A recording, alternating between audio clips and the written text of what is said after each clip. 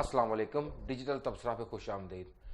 आज हम ऐसी चीज़ पे बात करेंगे कि जो पाकिस्तान की इकानमी को बदल के रख देगा, जिसपे पिछले दौर में भी काम हुए होंगे, लेकिन लेकिन इस जो इस टेन्योर में इस गवर्नमेंट ने किया वो नहीं हुआ पहले कभी।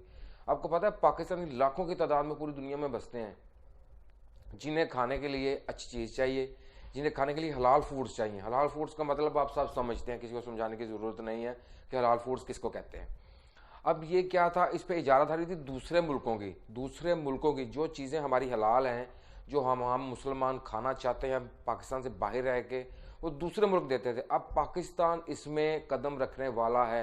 आपको पता है डीजी हलाल फूड अख्तर बागियों ने इतनी बड़ी खबर दी है। वो कहते हैं कि अब ये खरबों रुपए की मंडी है, ये मंडी 3 खरब से तजावज़ कर चुकी है। और आप यकीन करें, जब आप इस मंडी में कदम रखेंगे, आपका हलाल फूड, आपका गोश्त बाहर जाएगा, आपके डेयरी फार्म से यहाँ से दूध बाहर जाएगा, आपका डेयरी फार्म से यहाँ आपका डेयरी फार्म चलेगा, आपका गोश्त चलेगा, आपका चिकन चलेगा।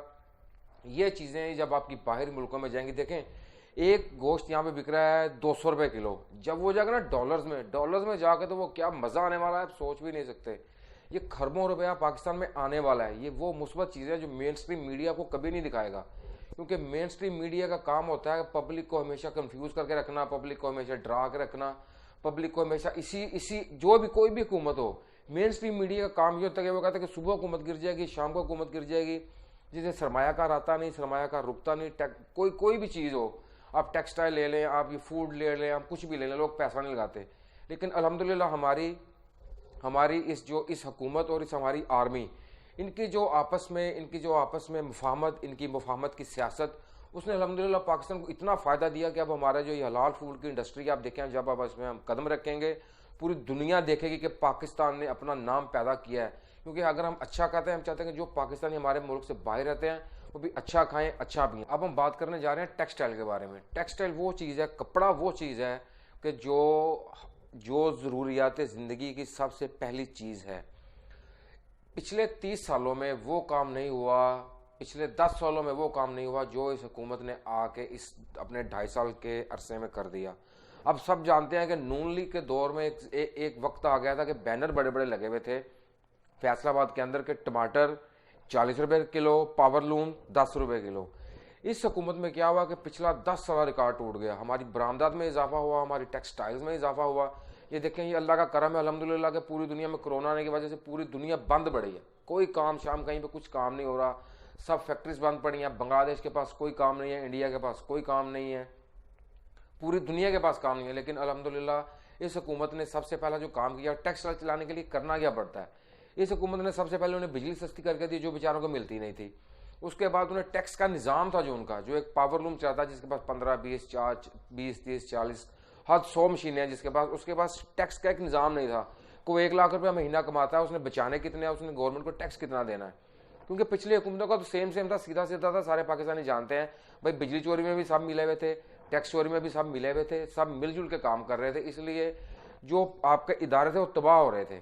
इस हुकूमत ने आगे क्या किया कि इनको टैक्स में रिलैक्सेशन दी, इनको टैक्स में आसानी पैदा की। ये टैक्स कैसे आसानी से दे सकते हैं, उसका फ़ायदा क्या हुआ। अभी पिछले दिनों चंद दिन पहले वज़ीर आज़म पाकिस्तान ने फैसलाबाद का दौरा किया, वहाँ पे पावर लूम्स चली, पावर लूम्स के इंटरव्यू, पावर लूम्स के जो मालकान थे उनके इंटरव्यू पूरे मीडिया ने चलाए कि कैसे हमें फ़ायदा हुआ है।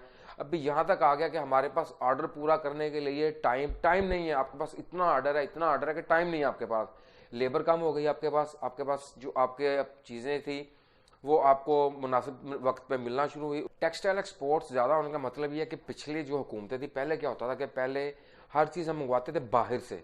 यहाँ पे हमारी फैक्ट्रीज थी, पावर लूम्स थी, कपड़ा बनाने का सब कुछ था। लेकिन ये जो पिछली हुकूमतों का जो कुछ भी है, जो भी इनका कच्चा चट्टा है, वो बच्चा पाकिस्तान का जानता है। वो कहने की ज़रूरत नहीं कि इन लोगों ने क्या किया मुल्क के साथ।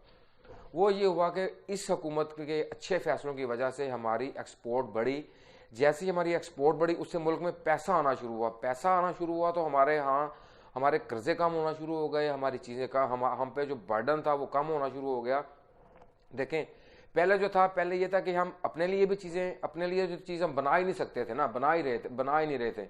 नून लीग का जो दौर था वो इतना बुरा दौर था पावर लूम्स मालकान के लिए कि वो बेचारे सड़कों पे आ गए थे। ये टेक्सटाइल वो इंडस्ट्री है कि अगर एक घर में 100 पावर लूम्स लगी हुई हैं तो उनको कम से कम उनको कोई 500 700 1000 बंदा तो उनको चाहिए ना काम करने के लिए। वो सब लोग फारिग होकर बैठ गए थे। इस हुकूमत के आने से अल्हम्दुलिल्लाह फैसलाबाद इंडस्ट्रियल पूरा इंडस्ट्रियल स्टेट बन चुका है। वो पूरा जैसे एक जमाने में था कि फैसलाबाद हमारा मैनचेस्टर कहलाता था, अभी भी दोबारा इस हुकूमत ने वो काम किया। फैसलाबाद के जितने भी मिल्स मालकान उनको बिजली सस्ती दी। बिजली सस्ती होने की वजह से पावर लूम्स चली, हमारा काम अल्हम्दुलिल्लाह ठीक हो गया।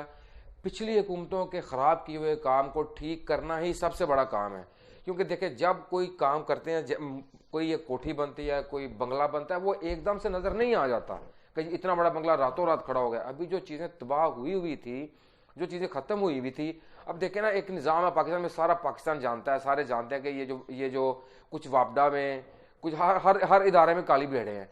वापडा के मुलाजमीन कुछ क्या करते थे, वो फैक्ट्रीज मालिकान को बिजली का बिल वो हुकूमत को नहीं देते थे, उनका भत्ता लगा हुआ था, वो सीधा सीधा भत्ता लेते थे, अपना गए 1 लाख रुपया बिल है, 20,000 रुपये अपनी जेब में डाला और घर आ गए।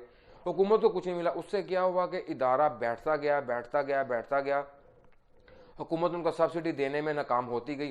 वो क्यों कि वो जो 20,000 रुपये लेके गया वो नीचे से लेके ऊपर तक जाता था। उसमें उसमें अगर मैं ये इसमें कहने में कोई मजायका नहीं कि उस 20,000 में से 500 रुपया उस वज़ीर आज़म को भी जाता होगा जो इस चीज़ की इजाज़त देता है कि करप्शन करो। जब आपका वज़ीर आज़म कहेगा ना करप्शन नहीं करनी, करप्शन नहीं होने देनी, अल्हम्दुलिल्लाह अभी आप देखिए वही फैसलाबाद है, वही लोग हैं, कुछ नहीं बदला, वही सूरज, वही चांद, वही सितारे, वही सब कुछ है।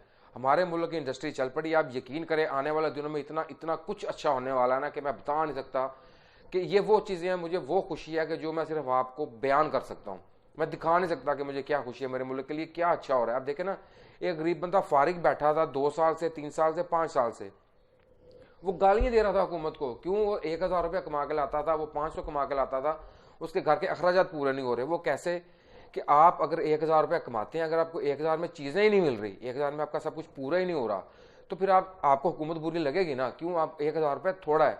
अभी से हुकूमत ने क्या किया कि फैसलाबाद और उसका गिरदो निवास सारे का सारा टोटली आके फैसलाबाद में काम करते हैं।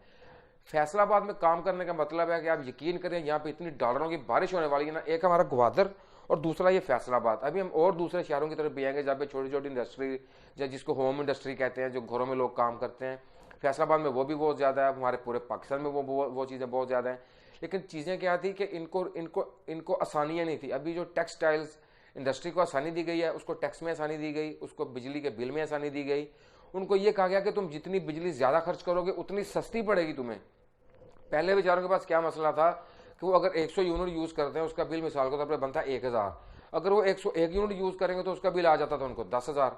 ये सारी चीज़ें बिजली का सस्ता किया इनके लिए जो इनके मटेरियल जो होता है वो मंगवाना सस्ता किया। इनको जो टैक्स, जो शिपमेंट का इनको टैक्स होता है जो, वो इनको कम किया। और बहुत सी चीज़ें जिसमें इनको रिलैक्स मिलने की वजह से कारोबार यकदम चल पड़ा। अभी आप देखिए अल्हम्दुलिल्लाह आने वाले दिनों में बहुत कुछ अच्छा होने वाला है। पंजाब हुकूमत ने जो काम किया ना वो तो कमाल काम कर दिया है। वो क्या है कि पहले लोग समझते थे कि टूरिज्म का मतलब है जी वो शुमाली इलाका जाओ, वो नारायण, कागान, मरी, ये वो इधर ऊपर चढ़े जाओ, यही सियाहत है। इसके अलावा सियाहत है ही नहीं पाकिस्तान में। क्यों? कि ये काम होता है हुकूमत का, अवाम का काम नहीं होता। अवाम को कुछ नहीं पता होता, ये हुकूमत ने बताना होता है। और पिछली हुकूमतों में माशाल्लाह जितने पढ़े लिखे मिनिस्टर्स थे, जितने पढ़े लिखे लोग थे जैसे थे, वो आप सब जानते हैं। अब इस हुकूमत ने क्या काम किया कि पंजाब के 3 और बड़े शहरों में, बहावलपुर, डेरा गाजी खान और मुल्तान, इन तीनों शहरों में चलेंगे डबल डेकर बसें टूरिज्म के लिए। आप देखें, आप इन इलाकों में निकलें, इन इलाकों में भी सैर व सियाहत के लिए बहुत सारी जगह हैं। बहुत सारी ऐसी जगह हैं जो अभी पंजाब में रहने वाले कई लोग ऐसे हैं जिन्होंने पूरा पंजाब नहीं देखा, और कई तो इतने अच्छे लोग हैं, इतने बेचारे सादा लोग हैं जिन्होंने अपना पूरा शहर नहीं देखा होता। वो भाग जाते हैं किसकी तरफ? क्योंकि एक चीज़ की हाइप क्रिएट की जाती है कि जी मरी जाना है, छुट्टियाँ आ गई हैं, मरी जाना है, कागान जाना है, नारायण जाना है, वहाँ बॉर्डर तक जाना है, चाइना के बॉर्डर तक जाना है, ये है वो है। इस चीज़ को हाईलाइट किया गया, लेकिन पंजाब में जितनी चीज़ें थी उसको हाईलाइट किया ही नहीं गया। तो इस हुकूमत ने क्या किया? इस हुकूमत ने सबसे पहले फैसला किया कि जो टूरिज्म के पॉइंट्स हैं ना उनको पॉइंट आउट किया। ठीक है, उसके लिए अब वहाँ तक लोगों को लेके कैसे जाना है? सबसे पहले उन्हें सर्विस मुहैया की जाएगी, डबल डेकर बसें चलेंगी। डबल डेकर बस एक ज़माने में चलती थी, लाहौर में चलती थी, बड़े बड़े शहरों में, कराची में चलती थी, बड़े शहरों में चलती थी। डबल डेकर बस में सफ़र करने का जो एक बंदा सैरो तफरी करने गया, डबल डेकर बस में सफ़र करने का मज़ा ही अपना है। वो जब ये 3 शहर ऐसे हैं जहाँ पे बहुत सारी सियाहत की चीज़ें हैं, बहुत बहुत सारा कुछ आपको देखने को मिल सकता है, आपको इससे इतना सारा रेवेन्यू इकट्ठा हो सकता है कि आप सोच नहीं सकते। आप देखें ना कि जैसे अभी कहते हैं कि जी लाहौर की आबादी 1 करोड़ 22 लाख, 1 करोड़ 25 लाख, 30 लाख से भी तजावज़ कर गई है। कोई कितना फिगर बताता है, कोई 1 करोड़ कहता है, कोई कितना कहता है, अपना अपना फिगर है हर किसी के पास, कोई क्योंकि मरदमशुमारी हुए कितना अरसा हो गया। उसकी वजह क्या है कि लाहौर में जितना भी टूरिज्म का थोड़ा सा पॉइंट था, यहाँ पे क्या किया पिछली हुकूमतों ने, सारा का सारा पैसा, सारा का सारा फोकस रखा ही लाहौर पे।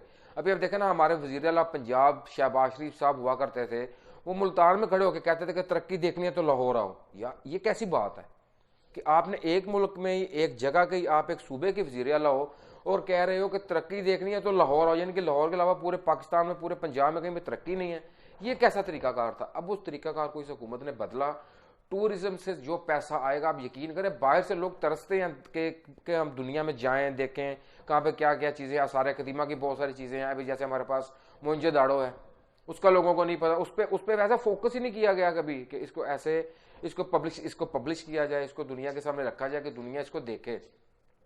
तो भी अल्हम्दुलिल्लाह ये इन 3 बड़े शहरों में ये जो डबल डेकर बसें चलेंगी, इससे हमारी सियाहत को फ़रोग मिलेगा। और ये जो एक जहन बना हुआ है ना कि छुट्टियां गुजारनी है तो सिर्फ ठंडे इलाके में जाना है, इधर जाना है, मरी जाना है या मरी से आगे जाना है, इस चीज़ को बदला जाएगा। अभी डबल डेकर बसें चल रही हैं, पिंडी में चल रही हैं, लाहौर में चल रही हैं, इस्लामाबाद में चल रही हैं, लेकिन वो टूरिज्म को उतना पैसा नहीं कमा के दे पा रही जितना आप देखें ये जनूबी पंजाब आपको जितना पैसा कमा के देगा।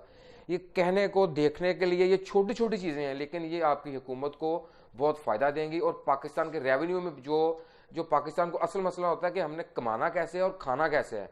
हमारे पास पहले कमाने का सोर्स था सिर्फ बाहर के मुल्कों से कर्जा लेना, इसके अलावा कोई सोर्स नहीं था। ये जो पाकिस्तान बनने से लेकर अब तक ये अरबों डॉलर कर्जा चढ़ गया, ये कैसे चढ़ गया कि अंदर कमाने का जरिया कोई नहीं है, बाहर से ली जाओ, खाई जाओ, खिलाई जाओ। अभी ये गवर्नमेंट क्या कर रही है कि टूरिज्म के जरिए पैसा कमा रही है, पैसा कमाएंगे। आप देखेंगे इंशाल्लाह आहिस्ता आहिस्ता इस चीज़ के असरात नजर आएंगे और हम इंशाल्लाह बहुत ज़्यादा तरक्की करेंगे। डिजिटल तबसरा के साथ रहने के लिए आपका बहुत बहुत शुक्रिया।